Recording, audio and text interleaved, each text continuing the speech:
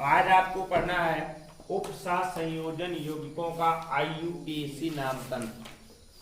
देखिए, उपसार संयोजन यौगिक किसे कहते हैं?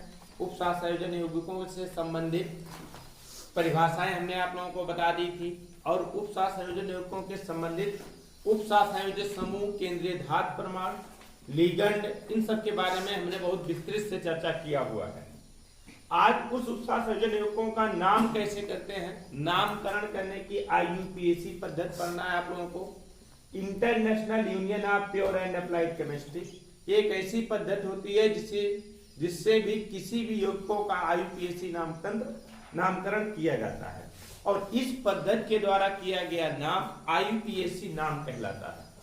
इस पद्धति के द्वारा जब किसी भी कार्बनिक को किसी भी यौगिक का नामकरण किया जाता है तो कौन सा नाम कहलाता है? वो IUPAC नाम कहलाता है। आपकी जानकारी के लिए बता दें, इस पद्धति में कुछ नियम दिए गए हैं।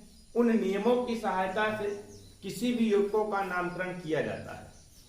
ये नियम कुछ इस तरीके से किए गए हैं कि कोई भी कंपाउंड हो, चाहे जो कंपाउंड हो, उस प्रकार के किसी भी प्रकार के यौगिकों का हम नामकरण आसानी से कर सकते हैं। आइए नियम जानते हैं कि कौन कौन से नियम हैं। International union of pure and applied chemistry IUPAC system में वो कौन कौन से नियम हैं जिन नियमों की सहायता से हम किसी भी कार्बनिक किसी भी उपसार संयोजित यौगिकों का IUPAC नाम तंत्र कर सकते हैं। तो हम इसको बताएंगे किसके आधार पर? कुछ उदाहरण के आधार पर। 3 उदाहरण लेते हैं। तीनों उदाहरण को लेकर के सभी नियमों को उन्हीं तीनों उदाहरण में हम एक बार में आप लोगों को समझाने का प्रयास करते हैं। एक एग्जांपल मैं लेता हूं K4FeCN6 का। K4FeCN6 का बहुत सरल कंपाउंड है FeCN6, K4FeCN6 का। दूसरा एग्जांपल मैं लेता हूं आपका, एक एग्जांपल मैं इसको लेता हूं CO, कोबाल्ट है यहाँ पर,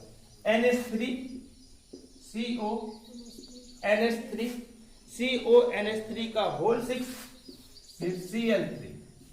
एक एग्जांपल मैं और लेता हूं, तीसरा एग्जांपल है क्या आपका KPT प्लेटिनम, KPT। उसके बाद लिगेंड के रूप में यहां पर लगा क्या है? Bromine, chlorine, नाइट्रोएमीन।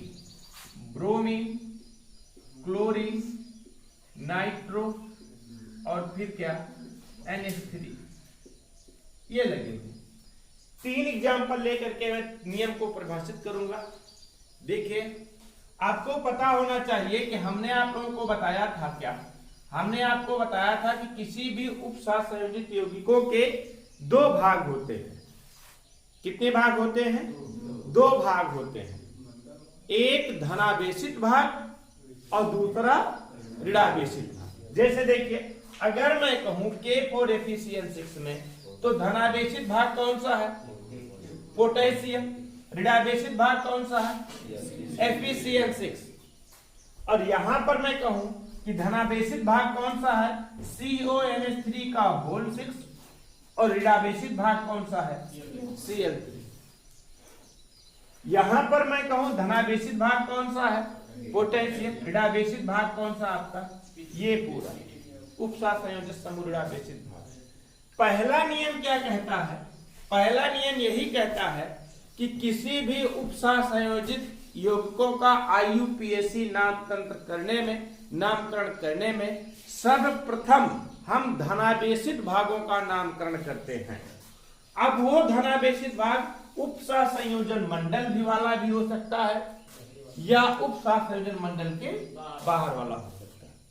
यदि यौगिक का नामकरण करने में धनावेशित मंडल से बाहर वाला नाम धनावेशित भाग उपसार संयोजन मंडल के बाहर होगा, धनावेशित भाग उपसार संयोजन मंडल के बाहर होगा, तो सबसे पहले इसका नामकरण करेंगे। और यह धनावेशित भाग उपसार संयोजन मंडल ही होगा तो सबसे पहले इसका नामकरण करेंगे। जैसे देखिए, अगर मैं नामकरण करने का प्रयास करता हूं तो सबसे पहले मैं किसका नामकरण करूंगा? यहां पर पोटेशियम लिखूंगा। क्या लिखूंगा? पोटेशियम। ध्यान दीजिएगा, उपसार संयोजन मंडल के बाहर जो लगे होंगे 4, 3, इन सब से कोई मतलब हमें नहीं है। क्या लिखूंगा मैं? पोटेशियम लिखूंगा। अब इसकी मैं बात करता हूं, मैं इसका नामकरण करना चाहूंगा, तो हमें सबसे पहले किसका नामकरण करना पड़ेगा? उपसा संयोजन मंडल का नामकरण करना पड़ेगा। और जब इसका नामकरण करना, क्यों? क्योंकि धनावेशित भाग आपका ये है कि नहीं? तो इसका नामकरण करना पड़ेगा। इसका नामकरण करने में दो चीजें हैं, एक तो है केंद्रीय धातु प्रमाण और दूसरा क्या है आपका? लिगैंड या उपसा संयोजित समूह से कहा जाता है। एक तो है आपका केंद्रीय धातु प्रमाण, दूसरा क्या है आपका? उपसा संयोजित समूह। अब इन दोनों में से किसका नामकरण मैं पहले करूंगा? किसका नामकरण मुझे करना पड़ेगा? पहले उपसा संयोजित समूह का नामकरण करना पड़ेगा। किसका नामकरण करना पड़ेगा? उपसा संयोजित समूहों का नामकरण करना पड़ेगा। और हमने पीछे बताया है आप लोगों को, उपसा संयोजित समूह लिगेंड कहलाते हैं। और लिगेंडों का नामकरण करने के लिए हमने बताया है कि Cl होगा तो क्लोरो, Br होगा तो ब्रोमो, NO होगा तो नाइट्रो, या NH3 उदासीन यौगिक होगा तो क्या? एमीन। और उसके साथ साथ में कितना उपसा संयोजित समूह उपस्थित है उसकी संख्या को दिखाने के लिए हमने बताया आप लोगों को, यदि 2 होगा तो डाई, 3 होगा तो ट्राई, 3 तो होता ही नहीं उपसा संयोजित समूह में, 2 होगा तो ट्राई, 4 होगा तो टेट्रा, 6 होगा तो हेक्सा। 2, 4, 6 ही होते हैं, 4 होगा तो हेक्सा, सॉरी 4 होगा तो टेट्रा, 6 होगा तो हेक्सा। कभी कभी 3 आएंगे, मैं बताऊंगा अभी कहां कैसे 3 आएंगे, क्योंकि 3, 3, 2 हो जाए तभी तो 6 हो जाएंगे। 3 होगा तो ट्राई, 5 होगा तो पेंटा, 6 होगा तो हेक्सा, 7 होगा तो हेप्टा, 8 होगा तो 8। इस तरीके से उपयोग करेंगे हम। तो देखते हैं कितना है आपका यहाँ पर 6, तो क्या लिखेंगे हम? हेक्सा। और NH3 के लिए क्या लिखा जाता है? एमीन। क्या लिखा जाता है? एमीन। अब हम किसका नामकरण करेंगे? केंद्रीय धातु प्रमाण का नामकरण करेंगे। किसका नामकरण करेंगे? केंद्रीय धातु प्रमाण का नामकरण करेंगे। एक बात, एक नियम यहीं पर मैं तुरंत और बताया चलता हूं। अभी तक हमने आप लोगों को सिर्फ 2 नियम बताए हैं। तो सबसे पहले क्या नियम? 3 नियम बताए हैं। सबसे पहले हमने कौन सा नियम बताया कि सबसे पहले किसी भी उपसा संयोजित यौगिकों का नामकरण करने के लिए हम सबसे पहले किसका नामकरण करते हैं? धनावेशित भागों का नामकरण करते हैं। दूसरा भाग यह धनावेशित, दूसरा नियम, यह धनावेशित भाग उपसा संयोजन मंडल होता है तो उपसा संयोजन मंडल होने पर सबसे पहले उपसा संयोजन मंडल का नामकरण करते हैं। उपसा संयोजन मंडल का नामकरण करने में सबसे पहले हम किसका नामकरण करते हैं? उपसा संयोजित समूह का नामकरण करते हैं। तीसरा नियम हमने बताया कि उपसा संयोजित समूहों की संख्या लिखते हैं। किसके आधार पर? हम 2 के लिए डाई, 3 के लिए ट्राई, 4 के लिए टेट्रा, 5 के लिए पेंटा, 6 के लिए हेक्सा, 7 के लिए हेप्टा। इस तरीके से शब्दों का प्रयोग करते हैं। जैसे एमीन 6 है तो हमने हेक्सा एमीन लिख दिया। और तीसरा नियम हम बताने जा रहे हैं, क्या लिखते हैं इसके बाद? केंद्रीय धातु प्रमाण का नामकरण करते हैं। केंद्रीय धातु प्रमाण का नामकरण करने में एक नियम बहुत महत्वपूर्ण, ध्यान दे लीजिए। यदि उपसा संयोजन मंडल पर ऋणावेश है, ऋणावेशित आयन है, तो हमने बताया था कि जब ऋणावेशित आयन होता है तो उसका केंद्रीय धातु प्रमाण का नामकरण करने में अंत में क्या जोड़ देते हैं? OH जोड़ दिया जाता है। बताया था हमने। लेकिन यहाँ पर कौन सा भाग है आपका? ये धनावेशित भाग वाला है। जब धनावेशित भाग वाला है तो इसके लिए हम कुछ नहीं लिखते हैं, सीधा उसका नाम लिख देते हैं। तो क्या लिखते हैं हम? कोबाल्ट। क्या लिखते हैं? कोबाल्ट। और यहाँ पर तुरंत क्या लगा देते हैं? छोटा ब्रैकेट। और छोटा ब्रैकेट में क्या लिखा जाएगा मैं अभी बताता हूँ। उसके बाद क्या लिख देते हैं यहाँ पर हम? क्लोरीन के लिए क्या लिखा जाएगा? क्लोराइड। उपसा संयोजन मंडल के बाहर होगा तो क्लोराइड ही लिखेंगे। उपसा संयोजन मंडल के भीतर हो जाएगा तो क्या लिखेंगे हम? क्लोरो लिखेंगे। अब ध्यान दीजिए यहाँ पर हमने बताया सबसे पहले धनावेशित भागों का नामकरण करते हैं। तो सबसे पहले हमने धनावेशित भागों का नामकरण किया। उसके बाद हमने क्या बताया? उपसा संयोजन मंडल का नामकरण करते हैं। मतलब उपसा संयोजन मंडल का नामकरण करने में हमने फिर बताया कि सबसे पहले किसका नामकरण करेंगे हम? उपसा संयोजित समूहों का नामकरण करते हैं। तो उपसा संयोजित समूहों का नामकरण करने में हम देख रहे हैं उपसा संयोजित समूहों की संख्या कितनी है? 6 है। और जब 6 उपसा संयोजित समूह होते हैं बेटा, उसके लिए शब्दों का प्रयोग करते हैं क्या हम? हेक्सा। क्या लिखेंगे? हेक्सा। और क्या? साइनो। Cn के लिए हमने बताया क्या लिखा जाता है? साइनो। CN के लिए साइनो, Br के लिए ब्रोमो, Cl के लिए क्लोरो, NO के लिए नाइट्रो, I के लिए आइडो, इस तरीके से शब्दों का प्रयोग किया जाता है। तो यहाँ पर लिखेंगे क्या हम बेटा, साइनो लिखेंगे। क्या लिखेंगे, साइनो लिखेंगे। उसके बाद क्या है आपका फेरस। और हमने बताया था कि जब केंद्रीय उपशासन मंडल मतलब इस पर कौन सा चार्ज होता है, ऋणावेशित भाग होता है, तो एट जोड़ दिया जाता है। क्या हो जाएगा, फेरेट हो जाएगा। क्या हो जाएगा बेटा, फेरेट हो जाएगा। अगर धनावेशित भाग वाला होता तो कुछ ना करते, ऋणावेशित भाग वाला, इसलिए क्या करेंगे हम, फेरेट जोड़ देंगे। और फेरेट के बाद यहीं पर क्या लगा देंगे हम, छोटा ब्रैकेट लगा देंगे। क्या लगा देंगे, छोटा ब्रैकेट लगा देंगे। छोटा ब्रैकेट यहीं पर लगा देंगे। अभी हम बताएंगे छोटे ब्रैकेट में क्या लिखा जाएगा। आप लोग ध्यान से देखिए, छोटे ब्रैकेट का प्रयोग हम कहां कर रहे हैं, जहां पर हम केंद्रीय धातु परमाणु लिख रहे हैं उसके जस्ट बाद प्रयोग कर रहे हैं। अब मैं इसी क्रम से इसका नामकरण करूंगा। इसका नामकरण कैसे किया जाएगा बेटा, ध्यान से देख लीजिए। इसमें कौन सा भाग है, ये धनावेशित भाग है। ये कौन सा भाग है आपका, ये ऋणावेशित भाग है। सबसे पहले इसका मैं नामकरण करूंगा, पोटेशियम का धनावेशित भाग है, तो सबसे पहले इसका नामकरण करूंगा। लिखूंगा क्या आपका, पोटेशियम। क्या लिखूंगा, पोटेशियम। और ये कौन सा भाग है आपका, ऋणावेशित भाग है। ऋणावेशित भागों में मैं नामकरण करना चाहूंगा, तो ऋणावेशित भागों का नामकरण करने में मैं जैसे जाता हूं तो देख लेता हूं क्या है यहाँ पर। उपशासन समूह, 3 प्रकार के उपशासन समूह लगे हुए हैं बेटा। 3 प्रकार के उपशासन समूह लगे हुए हैं, सॉरी 4 प्रकार के उपशासन समूह लगे हुए हैं। ये Cl है जी। 4 प्रकार के उपशासन समूह लगे हुए हैं। अब चारों प्रकार के उपशासन समूह में देखिए बेटा, अभी तक आप लोगों को जितने नियम बताए गए उनमें क्या बताया गया कि यहाँ पर एक प्रकार का उपशासन समूह था, यहाँ पर एक प्रकार का उपशासन समूह था। और यहाँ पर कितने प्रकार के हैं, 4 प्रकार के उपशासन समूह हैं। और 4 प्रकार के उपशासन समूह में हम सबसे पहले किसका नामकरण करते हैं, इसके लिए भी नियम है। सबसे पहले हम किसके बारे में लिखेंगे, इसका भी नियम है। इसका नियम क्या है कि इसका क्रम हम लिखाते हैं किसके अनुसार, अक्षरात्मक क्रम के अनुसार। अक्षरात्मक क्रम का प्रयोग करते हैं, अक्षरों के क्रम के अनुसार का प्रयोग करते हैं। जैसे Br के लिए क्या लिखा जाएगा, ब्रोमो बी। क्लोरो के लिए क्या लिखा जाएगा, Cl के लिए क्लोरो सी लिखा जाएगा। NO के लिए नाइट्रो N से शुरू होगा। और एमीन किससे शुरू होगा, A से शुरू होगा। तो बताइए हमें सबसे पहले किसका लिखना पड़ेगा, A का, B का, C का, किसका, A का लिखना पड़ेगा। सबसे पहले लिखेंगे पोटेशियम, फिर लिखेंगे क्या हम, एमीन। क्या लिखेंगे, पोटेशियम एमीन। उसके बाद क्या आता है, B आता है, तो लिखेंगे क्या हम, ब्रोमो। उसके बाद क्या आता है, क्लोरो। क्या लिखेंगे हम, क्लोरो। फिर लिखेंगे क्या हम, नाइट्रो लिखेंगे। उसके बाद क्या लिखेंगे, अब क्या लिखेंगे, केंद्रीय धातु प्रमाण लिखेंगे। और केंद्रीय धातु प्रमाण लिखने में हमने बताया है, केंद्रीय धातु प्रमाण लिखने में हमने बताया है, ये ऋणावेशित भाग होता है तो उसके नाम के अंत में एट जोड़ देते हैं, जोड़ देते हैं। प्लेटिनम है ना, तो क्या हो जाएगा आपका, प्लेटिनेट। क्या हो जाएगा, प्लेटिनेट नाइट्रो। इसके बाद लिखेंगे क्या हम, प्लेटिनेट जोड़ लिख देंगे। और फिर यहीं पर क्या लगा देंगे हम, क्या लगाएंगे, यहीं पर छोटा ब्रैकेट लगा देंगे।